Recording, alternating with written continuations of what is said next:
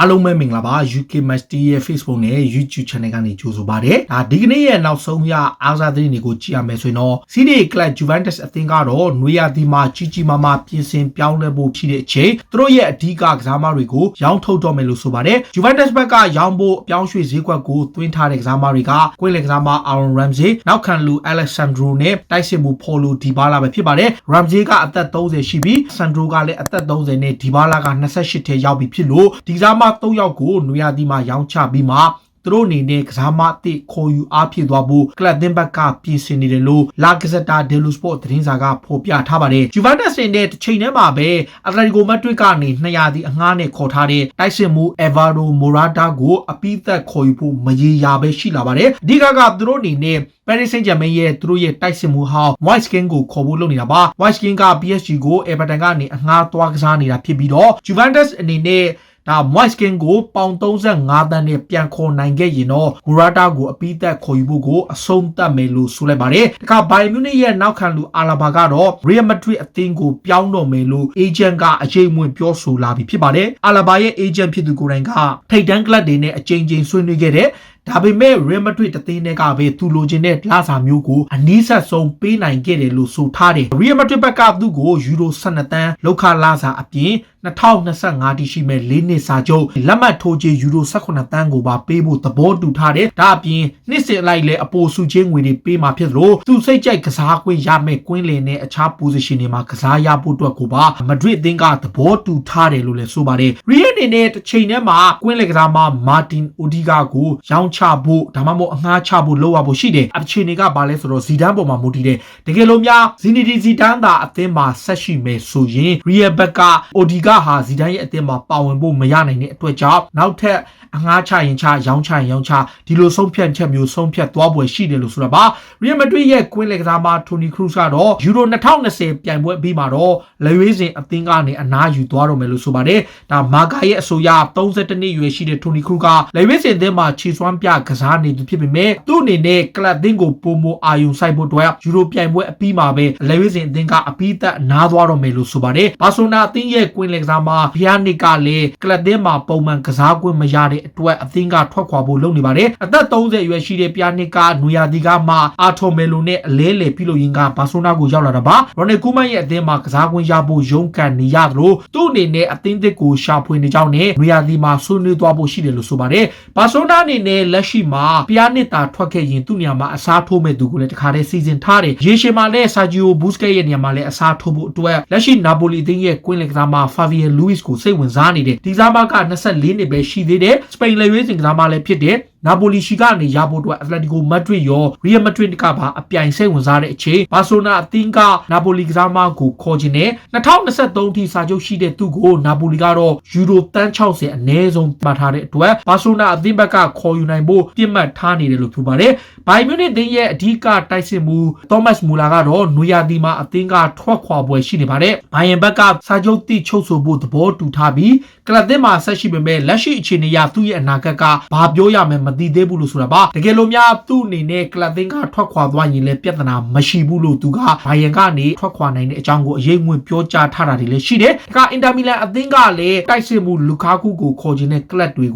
ုသတင်းကောင်းတစ်ခုပေးလိုက်တယ်အဲ့ဒါကဘာလဲဆိုတော့တကယ်လို့များအင်တာမီလန်ဘက်ကမန်ချက်စတာစီးတီးရဲ့တိုက်စစ်မှုဆာဂျိုအကွဲတို့ကသာအလွတ်ပြောင်းရွှေ့ခြင်းနဲ့ခေါ်နိုင်ခဲ့ရင်လူကာကူကိုရောင်းချမယ်လို့ဆိုထားတယ်28နှစ်ရွယ်ရှိတဲ့လူကာကူကိုအင်တာမီလန်ဘက်ကယူရိုတန်း80နဲ့100ကြားလိုချင်နေပြီးသူ့ကိုခေါ်ခြင်းတဲ့ကလပ်တွေကိုအဲ့ဂျေးပေးရင်ရောင်းချဖို့စဉ်းစားထားတယ်လို့ဆိုပါတယ်အင်တာမီလန်ရဲ့ဝါရင်နောက်ခံလူအာလက်ဆန်ဒါခိုလာရိုကတော့ရာသီကုန်မှာအသင်းကထွက်ခွာတော့မှာပါ35နှစ်ရွယ်ရှိတဲ့သူကရိုမာကနေပြောင်းလာခဲ့ပြီးမှအန်တိုနီယိုကွန်တေရဲ့အသင်းမှာကစားခွင့်မရဘဲရုန်းကန်နေရတာကြောင့်မန်ချက်စတာစီးတီးရဲ့နောက်ခံလူဟောင်းကအသင်းကထွက်ခွာသွားတော့မယ်လို့ဆိုလိုက်ပါတယ်ထော်တနမ်အသင်းရဲ့အဓိကတိုက်စစ်မှုဟာရီကိန်းကတော့သူ့အနေနဲ့အသင်းပြောင်းရွှေ့ဖို့သတင်းတွေများစွာထွက်နေပေမဲ့လည်းရာသီကုန်မှာသူ့ရဲ့အနာဂတ်ကိုစဉ်းစားသွားမယ်လို့ဆိုလိုက်ပါတယ်လက်ရှိမှာတော့ယူရိုပြိုင်ပွဲအပါအဝင်စပါးသင်းနဲ့အာယုံစိုက်နေတာဖြစ် ကြောင်းနဲ့ရာသီကုန်မှာတော့သူ့ရဲ့အနာဂတ်အတွက်အသင်းပြောင်းရွှေ့တဲ့ဒါမှမဟုတ်အသင်းမှာဆက်နေတဲ့မလားဆိုတဲ့အကြောင်းအရာတွေကိုသူကစဉ်းစားသွားမယ်လို့ဆိုပါတယ်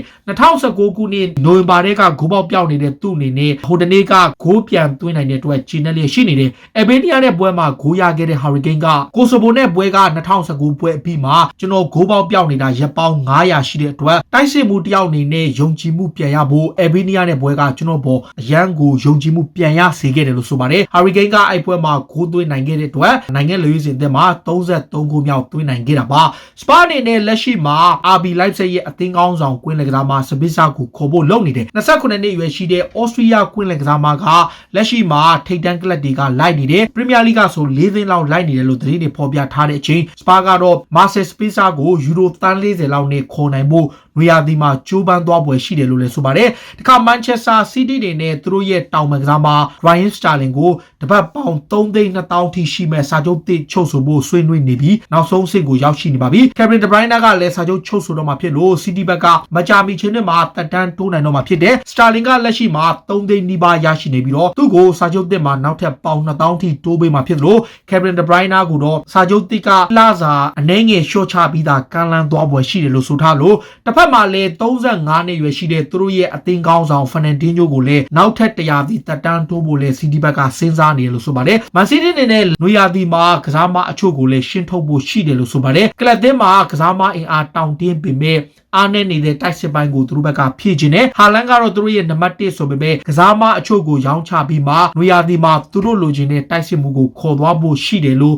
ဖတ်ကွာဒီယိုလာကဆိုထားပါတယ်။ Manchester United အသင်းကလည်းပြီးခဲ့တဲ့ရက်ပိုင်းတုန်းကသတင်းတွေတောက်လျှောက်ထွက်နေတဲ့ Atletico Madrid ရဲ့ကွင်းလက်ကစားမ Marcos Llorente ကိုခေါ်ချင်နေတယ်။ဒါပေမဲ့26နှစ်အရွယ်ရှိတဲ့စပိန်ကွင်းလက်ကစားမကို Atletico Madrid ကယူရို80ရမှရောက်မယ်လို့ပြီးခဲ့တဲ့ရက်ပိုင်းကသတင်းတွေထွက်ခဲ့ပေမဲ့အခုနောက်ဆုံးထွက်ပေါ်ချက်အရဒီကိုကတော့သူတို့ကစားမကိုယူရို103တန်းရမှသာရောင်းချဖို့စီစဉ်သွားမယ်လို့ဆိုပါတယ်ဒီပြောင်းရွှေ့ခြင်းကအမတန်မြင့်မားတဲ့အတွက်ခေါ်ယူဖို့ခက်ခဲမယ်လို့ဆိုလိုက်ပါတယ် United ရဲ့ဘေးနောက်ခံကစားမဖြစ်တဲ့လူရှော်ကတော့ဒီနေ့ရာသီအတွင်းမှာ Premier League ရဲ့အကောင်းဆုံးဘေးနောက်ခံလို့ဖြစ်ခြေစွမ်းပြနေသူပါလူရှော်အနေနဲ့လက်ရွေးစင်အသင်းမှာလည်း Albania နဲ့ပွဲမှာမိနစ်90အပြည့်ပါဝင်ကစားခွင့်ရတယ်သူ့အတွက်2018ခုနှစ်နောက်ပိုင်းမှာပထမဆုံးချိန်လက်ရွေးစင်မှာပြန်ပါခွင့်ရတဲ့အချိန်လာမယ့်နွေရာသီမှာယူရို2020ပြိုင်ပွဲကိုအင်္ဂလန်အတွက်ကိုစားပြုဝင်ခွင့်ရဖို့အတွက်သူ့အနေနဲ့ကြိုးပမ်းနေတယ်လို့ဆိုပါတယ်လက်ရှိမှာတော့ Manchester United ရဲ့ကစားမ Posco အပါအဝင်ကစားမအချို့ကလူရှော်ဟာ Chelsea ရဲ့ဘန်ချေဝက်ကိုကြော်ပြီးတော့နံပါတ်1ဦးစားပေးဘယ်နောက်ခံလူဖြစ်လိမ့်မယ်လဲသူတို့ဘက်က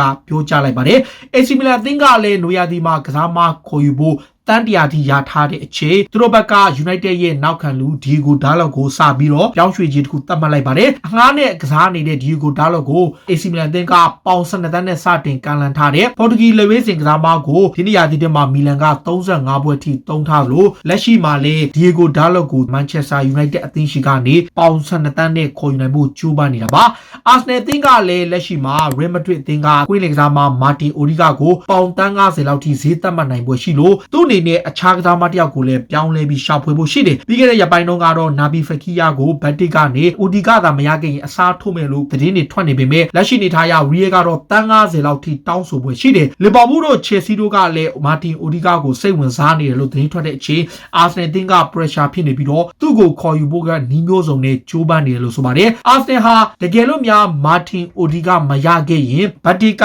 Fekir ကိုလည်း target ထားနေပေမဲ့ Barcelona ရဲ့ Philippe Coutinho ဟာသူတို့ရဲ့အဓိကပြစ်မှတ်ဖြစ်လာနိုင်ဖို့ရှိပါတယ်ဘာစီလိုနာအသင်းက Coutinho သာပွဲ100ပြည့်ကစားခဲ့ရင်လီဗာပူးကိုပေါင်30အပိုစုချေပေးရမှာဖြစ်လို့နွေရာသီမှာရောင်းချဖို့ရှိနေတဲ့အချိန် Arsenal အသင်းက Philippe Coutinho ကိုပေါင်30-40ပတ်ဝန်းကျင်လောက်နဲ့အရာခေါ်ယူသွားနိုင်ပွဲရှိတယ်ဆိုပြီးတော့မာကာကဖော်ပြထားတာပါ Arsenal အသင်းရဲ့နီးပြ Mikel Arteta ကတော့ကောလာဟာလာတွေတောက်လျှောက်ထွက်ပြီးတော့မရေရာမသေးကြတဲ့သတင်းတွေကြားမှာရှိနေတဲ့ Alexander Lacazette ကိုအသင်းမှာဆက်ထားသွားမယ်လို့ဆိုပါတယ်ကျွန်တော်သူ့ကိုလိုအပ်သလိုကျွန်တော်အသင်းရဲ့အနာဂတ်မှာလည်း Lacazette ပါတယ်ကျွန်တော်အနေနဲ့ Lacazette နဲ့လည်းလက်တွဲဆက်လုပ်ချင်တဲ့အတွက်ကြောင့်အသင်းမှာဆက်ထားသွားဖို့ရှိတယ်လို့ဆိုပါတယ် Chelsea အသင်းရဲ့ကွင်းလင်ကစားမ Kai Havertz ကတော့ Premier League မှာမကြာမီချိန်တွင်မှာအံဝင်လာတော့မယ်လို့ဆိုလိုက်ပါတယ်ဂျာမန်လေဝေးစင်အသင်းကိုတွားကစားတဲ့အချိန်နှစ်ပွဲစလုံးကိုပွဲထွက်ပေါင်ခွင့်ရလို့တကိုးသွင်းတကိုးဖန်တီးပေးခဲ့တဲ့သူ့အနေနဲ့ Chelsea အသင်းမှာသူ့ရဲ့အကောင်းဆုံးခြေစွမ်းတွေကိုမကြာမီချိန်တွင်မြင်တွေ့ရတော့မှာဖြစ်ကြောင်း Kai Havertz ကဆိုခဲ့တာပါ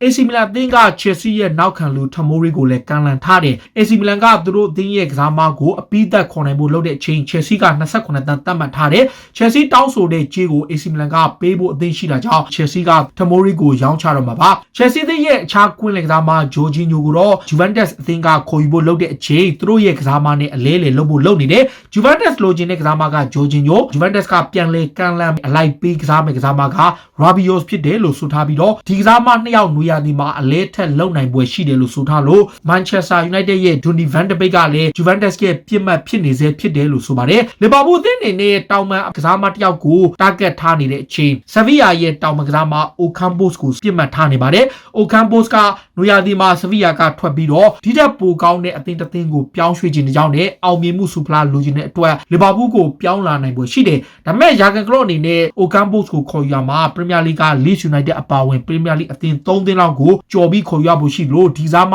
ရဲ့တန်ကြီးကလည်းယူရိုတန်း90သတ်မှတ်ထားတယ်လို့ဆိုပါတယ်။ Liverpool အနေနဲ့ Sheffield United ရဲ့ကစားမ Sander Berge ကိုလည်းလိုချင်တယ်။ Sander Berge ကလက်ရှိမှာ Sheffield ကတန်းဆင်းသွားရင်သူ့ကိုတေချာပေါက်ရောင်းထုတ်မယ်။ဒီကစားမကို Liverpool ဘက်က Sheffield ကိုမရောက်ခင်တည်းကကြိုးပမ်းခဲ့ပြီး Sheffield ကတော့သူတို့ရဲ့ကစားမကို35တန်းလောက်ရရင်ပဲထွက်ခွာခွင့်ပေးပွဲရှိတယ်လို့ဆိုတာပါ။ Everton အသင်းကလည်းနောက်ခံလူ Jeremina ကိုရောင်းထုတ်ဖို့ပြင်ဆင်နေပါပြီ။2018ကမ္ဘာဖလားပြိုင်ပွဲမှာခြေစွမ်းပြအပြီးမှာ Everton ကသူ့ကိုပေါင်35တန်းနဲ့ခေါ်လိုက်တယ်။ Everton မှာ82ပွဲကစားပြီးခြေစွမ်းပြနေတဲ့သူကိုကမ်းလှမ်းလာမဲ့အသင်းတွေကိုသူတို့ဘက်ကစောင့်မျှော်နေတယ်။ Everton ရဲ့ Carlo Ancelotti ကတော့နာပိုလီနောက်ခံလူคูလီဘာလီကိုသူ့ရဲ့နံပါတ်1ဖြစ်တာကြောင့်ယာရီမီနာကိုထုတ်ဖို့စဉ်းစားနေရလဲဖြစ်ပါတယ်။အင်္ဂလန်လူဝဲစဉ်နီးပြ Gareth Southgate ကတော့သူ့ရဲ့လူငယ်ကစားမတွေကဘောလုံးပွဲစဉ်ပြီးတာနဲ့ social media ကိုပဲအာရုံစိုက်နေတဲ့ပေါ်စိတ်ပြတ်နေတယ်။လာမယ့်ယူရိုပြိုင်ပွဲမှာတော့အင်္ဂလန်ကစားမတွေကို social media အသုံးပြုခွင့်ပိတ်ပင်သွားဖို့လဲစဉ်းစားနေတယ်လို့ Southgate ကဆိုလိုက်တာလည်းဖြစ်ပါတယ်။ဒါတွေကတော့စိတ်ဝင်စားစရာနောက်ဆုံးရ